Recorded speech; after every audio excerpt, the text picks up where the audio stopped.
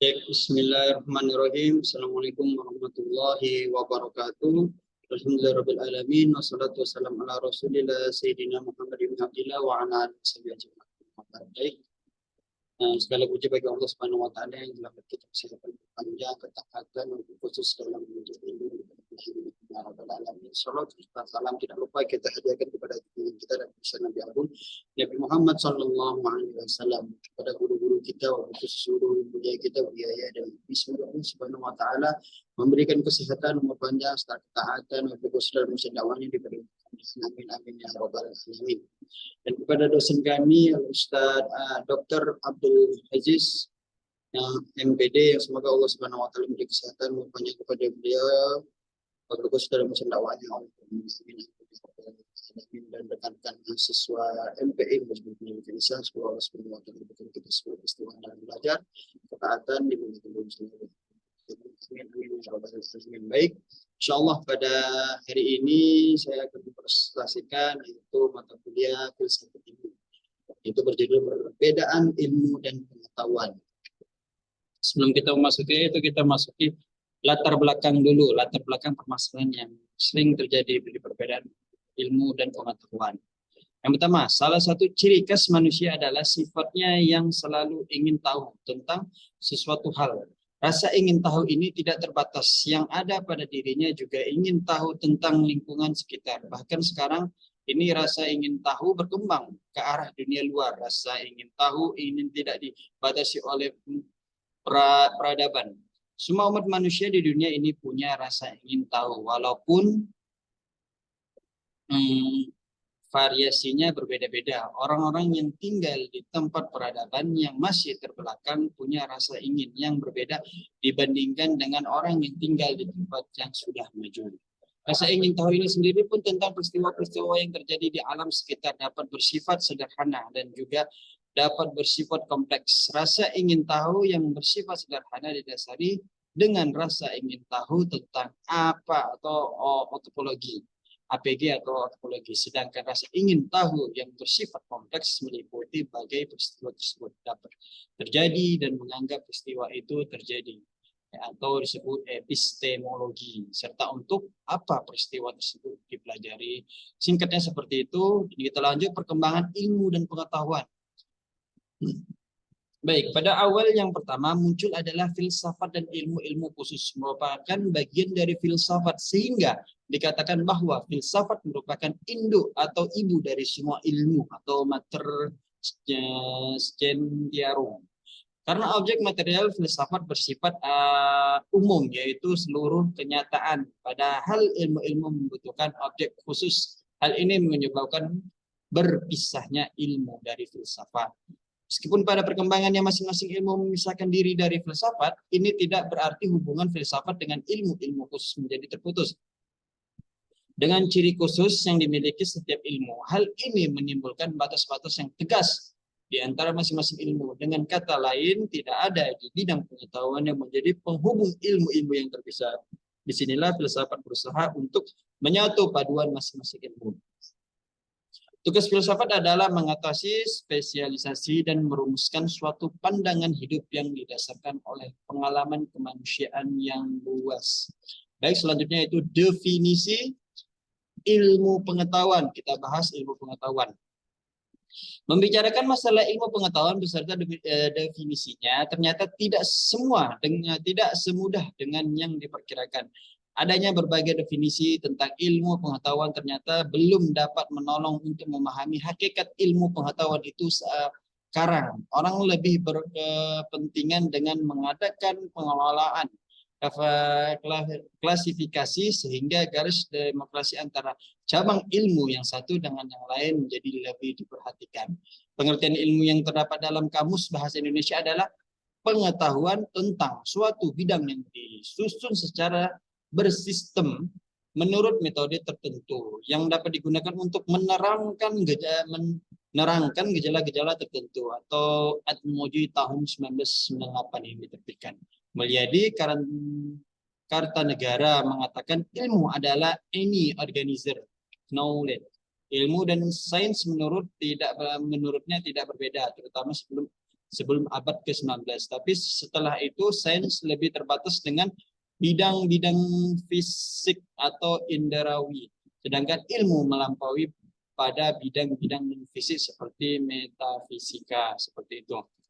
Adapun objek ilmu pengetahuan itu ilmu adalah kumpulan pengetahuan, namun bukan sebaliknya. Kumpulan ilmu adalah pengetahuan. Kumpulan pengetahuan agar dapat dikatakan ilmu harus memenuhi syarat-syarat tertentu. Syarat-syarat yang dimasukkan adalah objek material dan objek formal. Setiap bidang ilmu, baik itu ilmu khusus maupun ilmu filsafat, harus memenuhi kedua objek tersebut.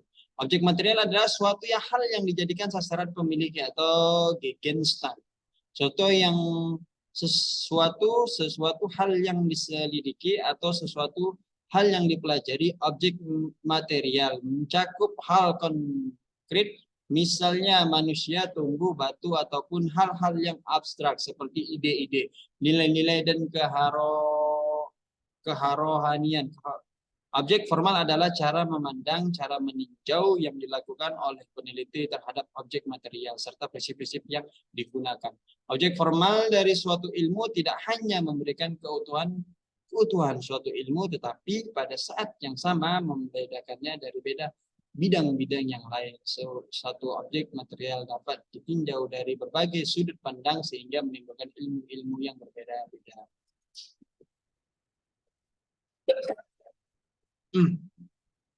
Baik, selanjutnya dasar ilmu. Ada 3 dasar ilmu, yaitu ontologi, epistemologi, dan aksiologi. Dasar ontologi ilmu mencakup seluruh aspek kehidupan yang dapat dipuji oleh panca indera manusia. Jadi masih dalam jangkauan pengalaman manusia atau bersifat empiris. Objek empiris dapat berupa objek material seperti ide-ide, nilai-nilai, tumbuhan, binatang, batu-batuan, dan manusia itu sendiri.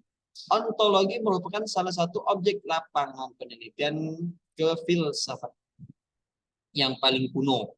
Untuk memberi arti tentang suatu objek ilmu, ada beberapa asumsi yang perlu diperhatikan, yaitu asumsi pertama adalah suatu objek bisa dikelompokkan berdasarkan kesamaan bentuk, sifat atau substansi, struktur atau komparasi dengan kuantitatif asumsi. Asumsi kedua adalah kelestarian reality, artinya ilmu tidak mengalami perubahan dalam periode tertentu dalam waktu singkat.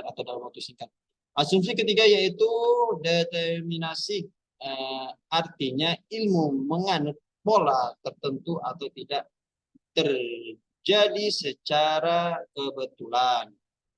Adapun menurut epistemologi atau teori pengetahuan, yaitu cabang filsafat yang berusaha dengan hakikat dan ruang lingkup pengetahuan, pengandaian, dan dasar-dasarnya serta pertanggungjawaban atas pertanyaan mengenai pengetahuan yang dimiliki. Seperti itu dasar-dasar di. Baik, selanjutnya yaitu prosedur pencarian ilmu. Salah satu ciri khas ilmu pengetahuan adalah sebagai suatu aktivitas, yaitu sebagai suatu kegiatan yang dilakukan secara sadar oleh manusia. Ilmu pengetahuan pola tertentu dan tidak terjadi secara kebetulan.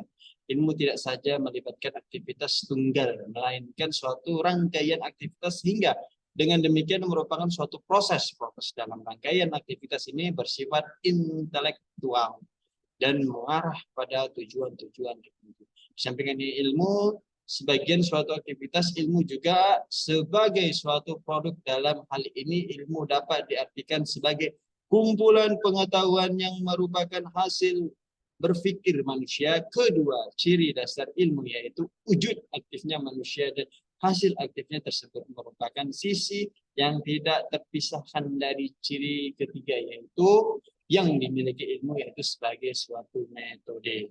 Di sini ada metode ilmiah, merupakan suatu prosedur yang mencakup berbagai tindakan pikiran, pola kerja, cara teknis, dan tata langkah untuk memperoleh pengetahuan baru atau pengembangan pengetahuan yang telah ada. Perkembangan ilmu secara sekarang ini dilakukan dalam wujud eksperimen.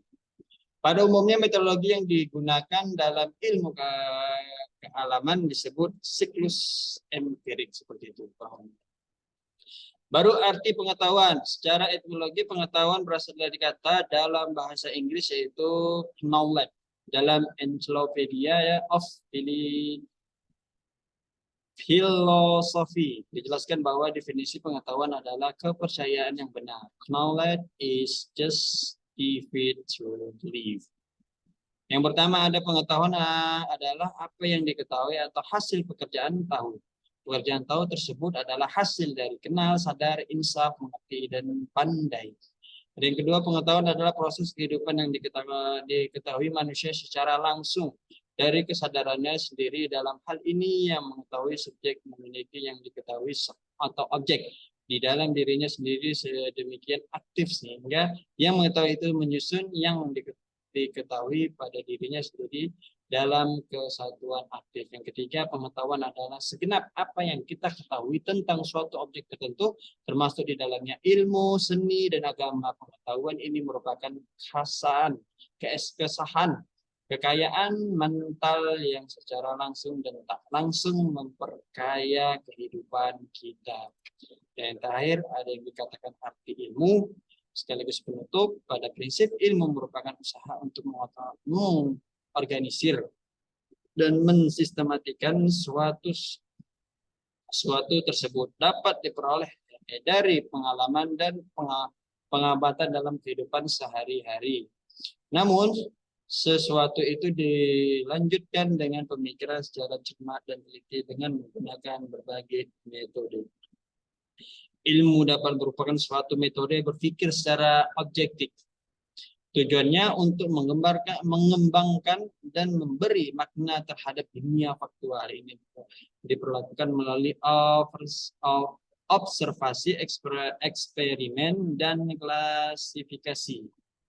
Ilmu adalah yang terakhir, ilmu adalah kumpulan pengetahuan, namun bukan sebaliknya, kumpulan ilmu adalah pengetahuan. Kumpulan pengetahuan agar dapat dikatakan ilmu harus memenuhi syarat-syarat tertentu. Syarat-syarat yang dimaksud adalah objek material dan objek formal. Setiap ilmu merupakan suatu bentuk aktivitas yang dengan melakukannya umat manusia memperoleh suatu lebih lengkap dan lebih cermat tentang alam di masa lampau, sekarang, dan kemudian, serta suatu kemampuan yang meningkat untuk menyesuaikan dirinya. Kurang lebihnya mohon maaf, mungkin ini aja presentasi Al-Fakir pada hari ini, semoga bermanfaat. Mohon doanya selalu. Assalamualaikum warahmatullahi wabarakatuh.